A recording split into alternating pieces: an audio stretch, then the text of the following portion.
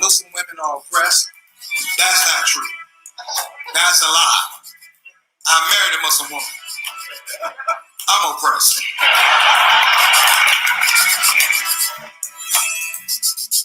It's hard to be a Muslim community because you can be anything else in this community. Allah made me a doctor. Alhamdulillah. Allah made me a lawyer. MashaAllah. Allah made me funny. Astaghfirullah.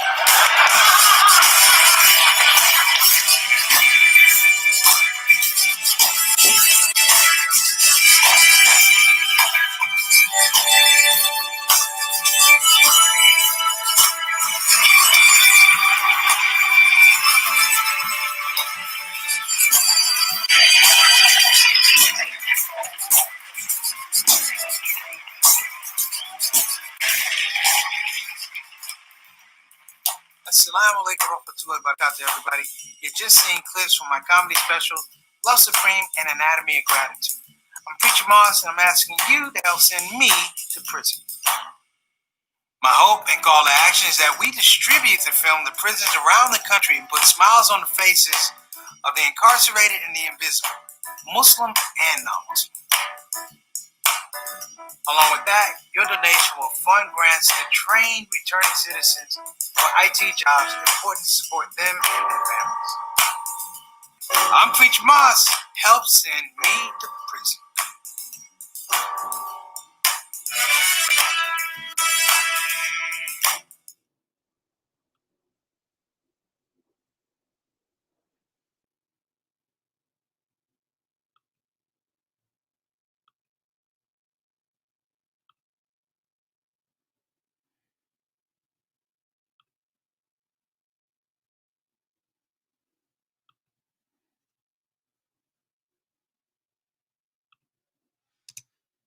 Hey, assalamu alaikum warahmatullahi wabarakatuh, everybody. This is your main man, Preacher Moss. Listen, I have a special announcement. It's been a long time, but I am going to be releasing a comedy CD, affectionately called Confessions of a Muslim Comedian, detailing some of my thoughts, my processes, my concepts, my highs, my lows, the journey through Islam, speaking in a comedic voice. I know I have a lot of long-term fans. I'm hoping to reach out to you as well as new fans and new family. I hate to say fans. I like to say wherever I go in the world, we have family. Confessions of a Muslim Comedian is probably something you've been waiting to hear, and is Muslim identity and affirmative voice in the comedic space. I like to produce something that I don't have to apologize for. It's definitely Muslim masculine, meaning that what I say, I mean. What I mean, I say. Pick it up soon. Preacher Moss. I'm out.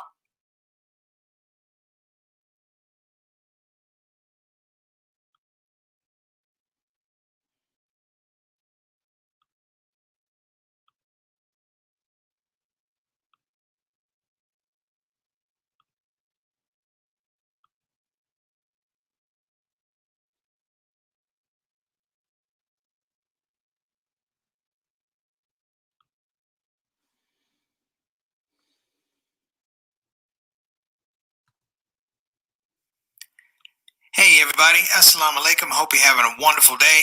Make sure that you hit the subscribe button and the notify button so you know when you're getting new episodes, and we just want to grow this project. I thank you in advance. Without further ado, let's get it rolling. The ShOUT Show.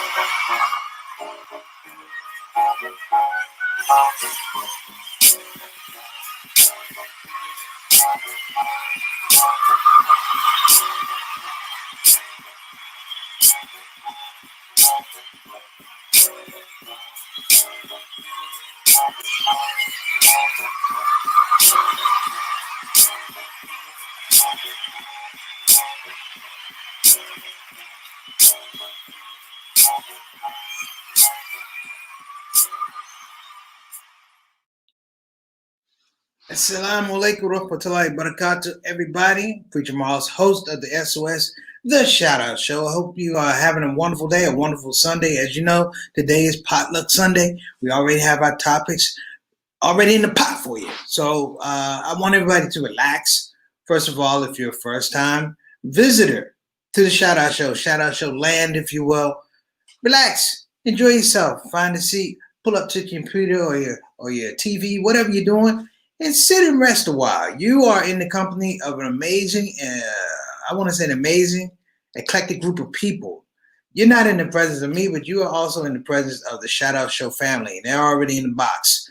So what I want you to do is, if you don't mind, if it's your first time, click the subscribe button, click the notification button, the bell, click the like button if you like it. I appreciate that. And just think about coming back and vibing. If you have something you want to say, everybody here's opinion is valued. So I'm saying feel free to come on the show and get your shout out. Get yourself in the comment section. We're going to give you a shout out. So for my regular Shout Out Show family, I want to say thank you too. None of this happens none of this happens by yourself. And none of this happens like I said, by itself, and it doesn't happen for one person. Everyone is going to have, in some regards,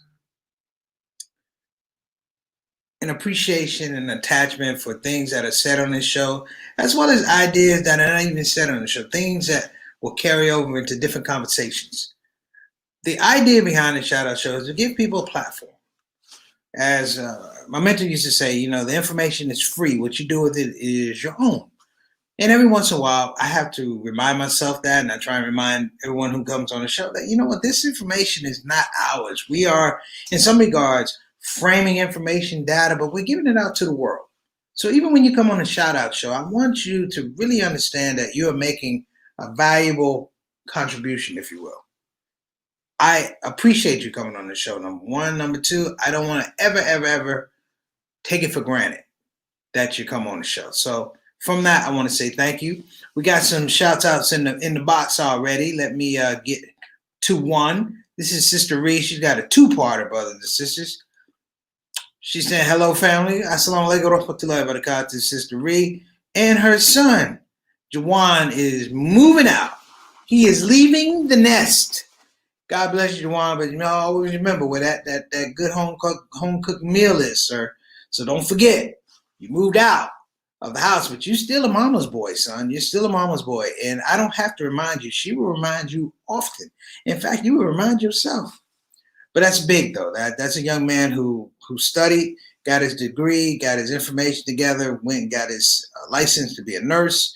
And in this particular space, he's just blossomed. So you have to give a lot of love for that. And we got to encourage our children, if you will. We got to encourage them and reward them with attention to the fact that they did the right thing. In a world where you can do the wrong thing and get a TV show, you can do the wrong thing, get a really good job. Here's somebody that did it by the books. It took a while. By the books. It took a while.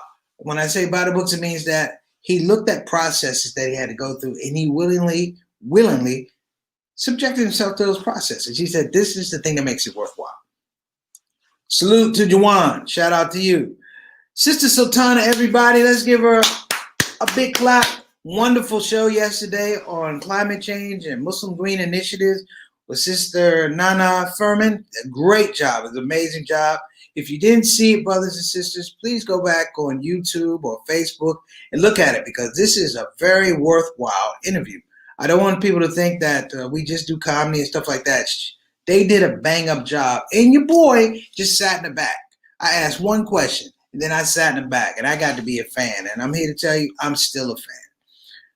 Shout out to Sister Rabina all the way from London. Glad to have you back, my sister. I hope all is going well, and you're blessed. I know you're up late, and we appreciate you. We do not overlook the fact that you come and tune into the Shout Out Show, sometimes in your PJs. I know, but we appreciate you.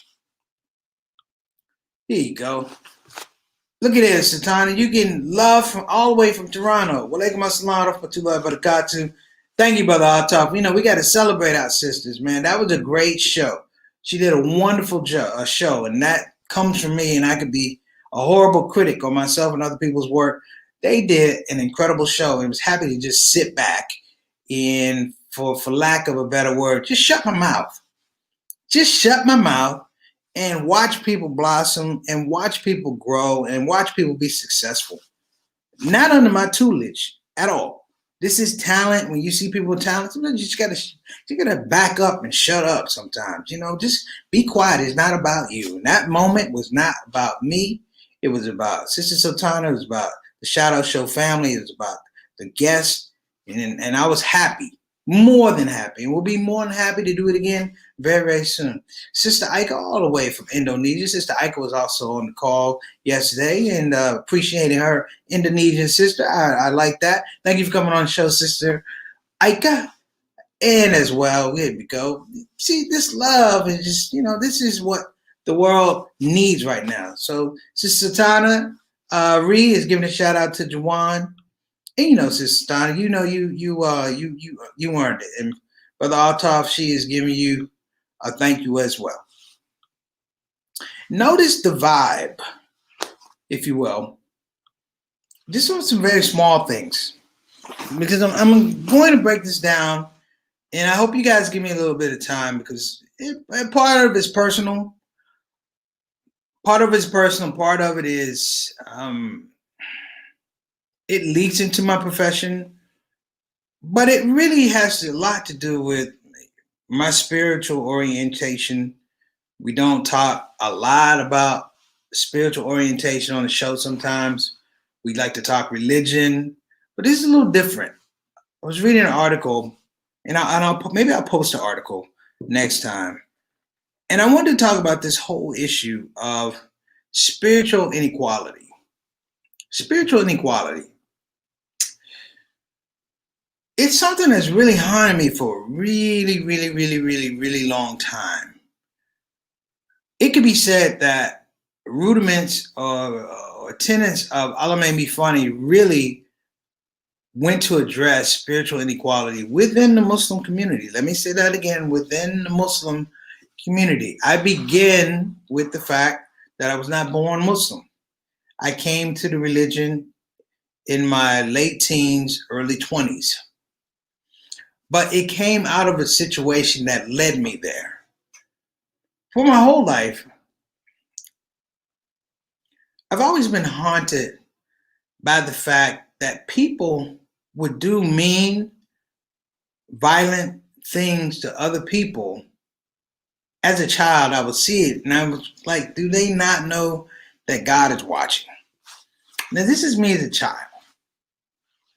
Wars, violence against women, violence against humanity, famine, the devil's work in human form. It always informed my heart that God is watching. One of the revelations when I was a child was asking my grandmother about church, because she went to Isle of Patmos in Northwest Washington off of Rhode Island Avenue, if you must know. And I asked her, how was it praying to God during segregation? I said, Grandma, how does this work, during segregation? These people are praying, you're praying, but by law, you have to pray over here. You can't pray with the white folks. And my grandmother said, well, hell, I ain't want to pray to the white folks anyway. Look at them. That aside, it always bothered me that even in religion, there was this spiritual injustice.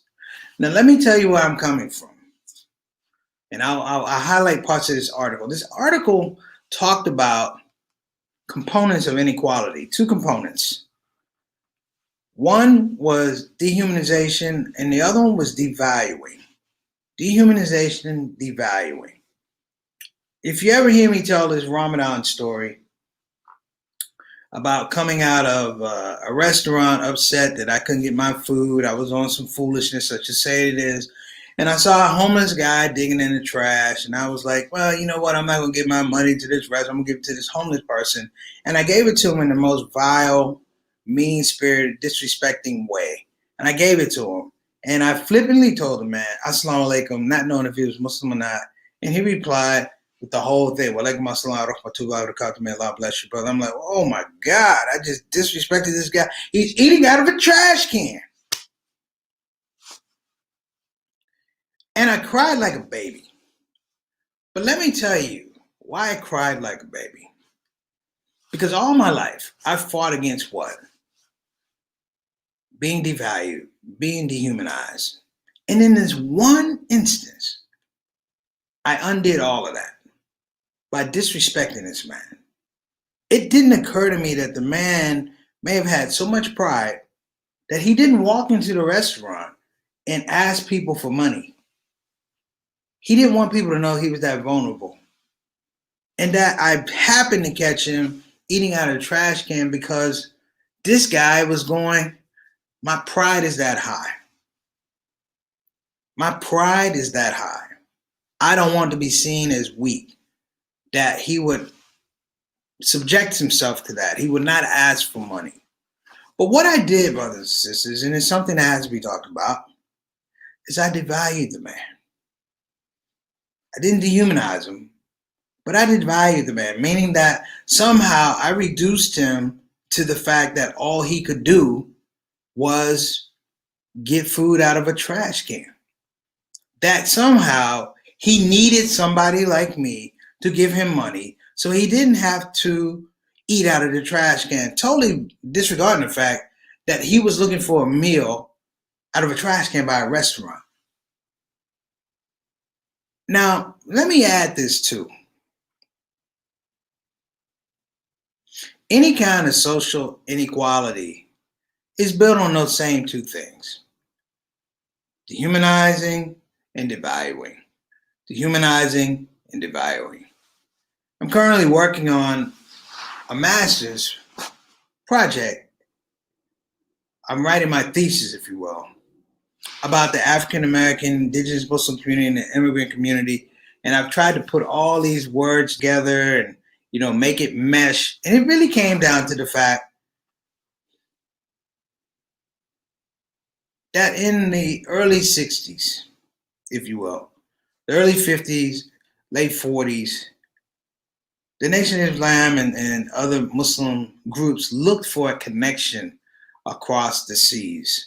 They looked for their brothers and sisters in Islam, and what they got was the treatment, in some regards, of the man I told you eating out of a trash can. Your deen is not this. You don't speak Arabic. You don't know fiqh. You don't know this. And they didn't know.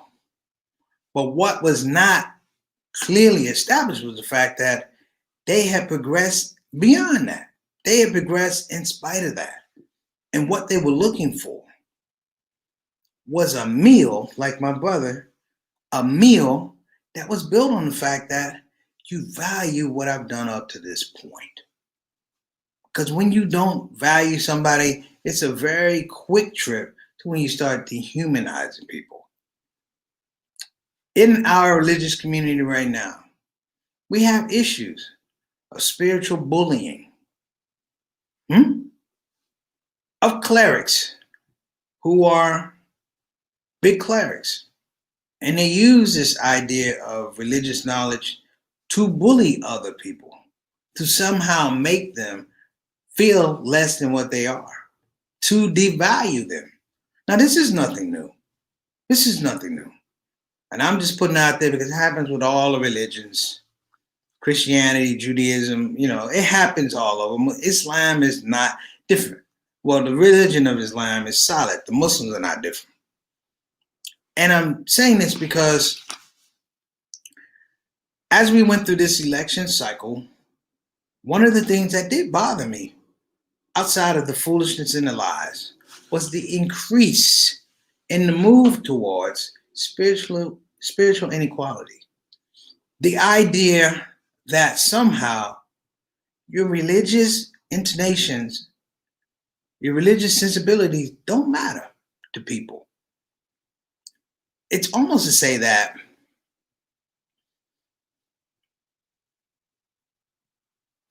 if God is talking to you, it's not the same as if God is talking to me.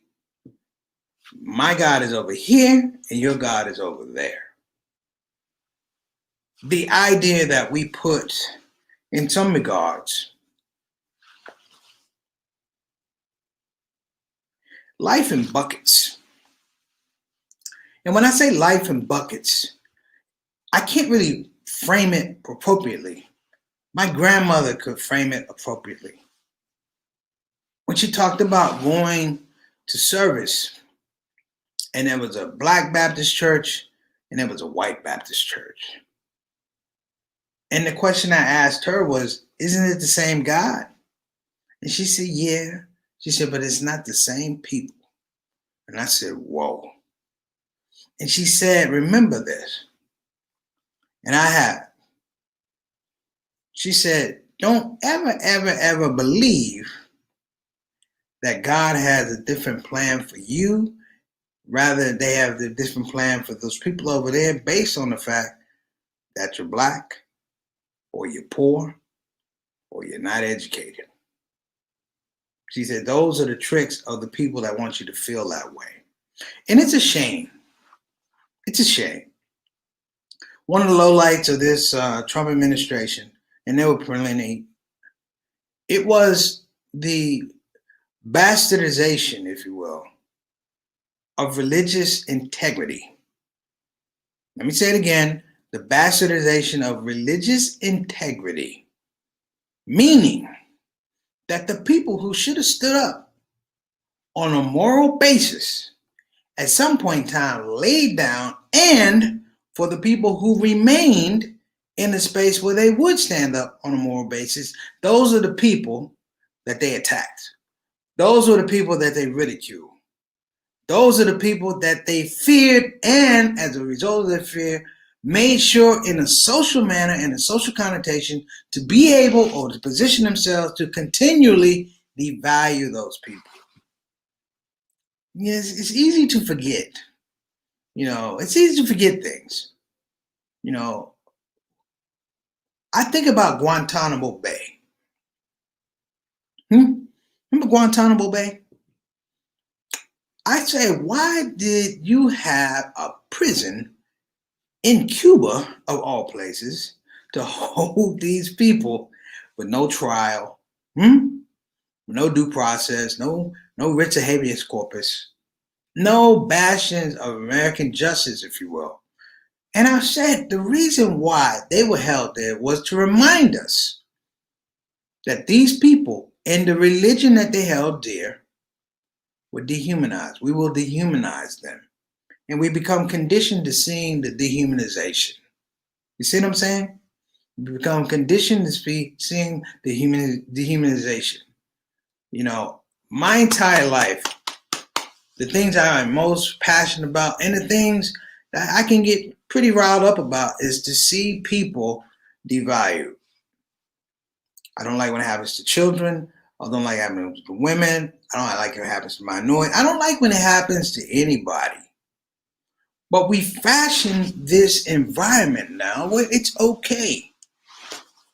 I seriously have conversations about whether I will remain on social media, because social media becomes this pathway for people to disrespect each other and devalue one another. And it's not even based on truth. It's not even based on truth. It's based on emotion. It's based on power. But where's the truth? Where's the discussion? Where's the forum? And there's none. And we have it. We have it. In our own Muslim community, we do have it.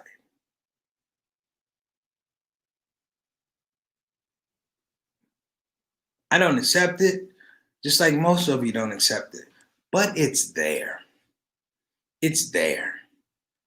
And people say, oh, there's no racism in Islam. I'm not even talking about racism. We can't even get to that. I'm talking about how sisters are treated. I'm talking about people who have different points of view. How are they treated? If I don't agree with you, let's just have a conversation, agree not to agree. Why is it paramount that you disrespect and devalue me to put me in the light, or put this brother in the light, or put this sister in the light, where people think less of them. They think less of them. You know, I'm always very, very emotional about voting, not because, voting is my civil right. I think of the people who are denied voting, the people who fought for the right to vote, and they marched to the polls. And I'm talking about in the late 1800s. They marched to the polls, and they had been told they had rights. And someone goes, "Yeah, you can vote, but you got to take a test." One of the favorite tests, Indiana. It wasn't even a real test. The test was, how many bubbles are there in a bar of soap? Don't nobody know that. But that was the litmus paper, not for them to vote. That was the litmus paper to make sure that they were valued. They knew the question was valid, but the law supported. The law supported and the environment supported this type of activity. And I talk about spiritual inequality because religion, if you will, religion, spirituality, but religion, most importantly, has the power to inform the spirit, to inform our consciousness, to educate us. It's a beautiful thing to see somebody who may not have a whole lot of money, but their humility is fueled by the fact that they have a religion that increases their value, that makes them feel more human than anything else. The government, the politicians, it increases the idea of value. Our masjids are not filled with people who are prideful people. They're not. Some are prideful. But more importantly, our masjids are doors open for people who feel value. And they feel more value around other people who feel value. There's nothing greater than to be at a religious event, a masjid or whatever, and a sister walking in and says, "I need some help," and to see brothers falling over each other to help the sister. One, because we want to take care of our women, but two, we know God is watching.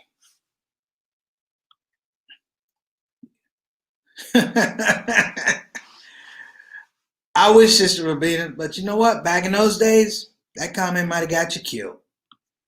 I'm just keeping it real. So in this thing, because I don't want to go too long, what do we need to get back to that energy, that fervor, where we fall over one another to make sure that brothers and sisters feel value? In our religion, we're the fastest growing religion in the world, but they don't tell you we're the religion when people, we're losing the most too. And the reason we're losing the most is because we go to this grandiose comment about who we are, and we don't talk to people about who they could be, who they want to be. How can we help you get there? It becomes a little bit of a misnomer, if you will.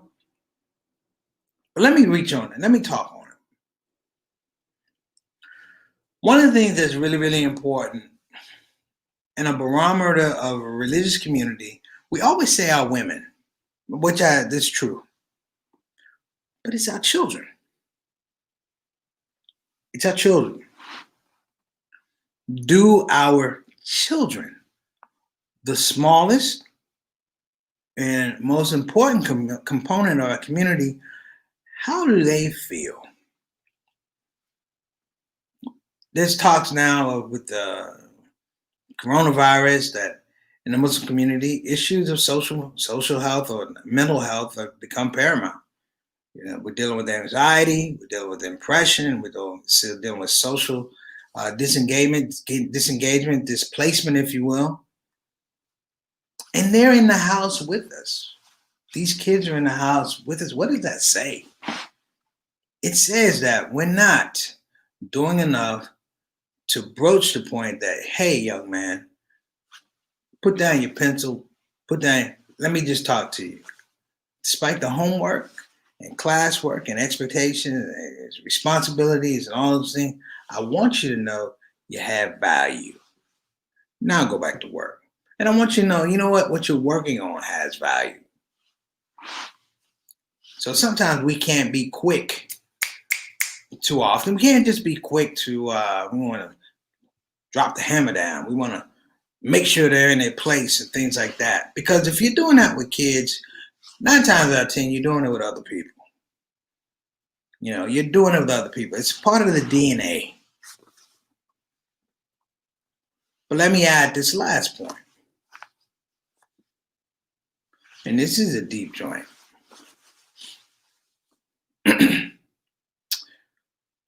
One of the things I remember from reading Eat to Live by Honorable Elijah Muhammad. And he was talking about diet in his book. But he pointed out something that was genius. Genius. And you talk about the oppression of the food we eat. Now you could say it's halal, but he talked about the lack of compassion for the food we ate.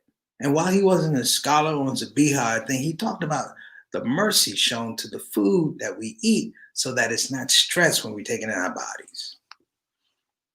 And of course, he talked about the swine, and he talked about how in prison, this is in the 40s and 50s, brothers and sisters. He talked about how in prison, the Muslims were forced to eat pork. He said they were forced to eat pork. He said as a part of dehumanizing them in a relationship to their religion. I had a situation a couple weeks ago. I bought a breakfast sandwich. I thought it was egg with veggie patty on it. And I got to it and I bit in it. Man, it wasn't a veggie patty. It was a pork patty. Now, this was not anything on me. It wasn't, I didn't make the sandwich.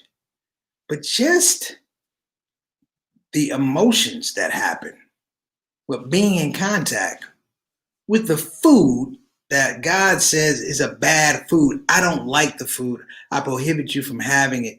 Just that interchange right there, damn near ruined my day. It damn near ruined my day. And we're talking about people who were forced to eat pork. You knew what it was, but you were in an environment you couldn't do anything about it. They made you eat it. And people say, oh my gosh, that's terrible. What are you talking about terrible? We're having marches right now. We're trying to fight for our brothers over in China, Chinese Muslims. You know what they're doing in these camps? They're making them eat pork, and this is 2020. The game and the hustle on devaluing people and dehumanizing people is at an all-time high. Wake up, people. Wake up. Because this is the life and these are the times that we're living in. I'm going to call on everybody. I'm going to begin with myself. Let's start valuing people a little bit more. Let's start seeing people as human beings a little bit more. And in that, let's show spiritually what's in us because we're trying to lift them up in the way that we've been lifted up. If it happened for you, it should happen for them. If God finds you in a place and raises you up, we should make sure God helps those people and raise them up too. And I'm not talking about Muslims. I'm talking about the human condition, period. There you go, sisters. I always have a hard time pronouncing Uyghur Muslims. But yeah, it's happening right here, right now, as I speak. So I was on a little bit of a ramble today. I hope you guys don't mind. But just think of that story I started out with about the brother eating out of a trash can. Horrible story. horrible reaction from myself. I devalued him. To dehumanize him would be to make him eat out of that trash can and have other people watch him have to eat out of that trash can and make him do it again. To change the narrative whereby he doesn't have a choice. He must do it by virtue of the fact that I have the power over him. And I want to send out a special dua to our brothers and sisters, Muslim brothers and sisters in China that are oppressed, and people around the world that are oppressed in political systems. They're oppressed in their spirits. I pray that your spirits be increased and lifted.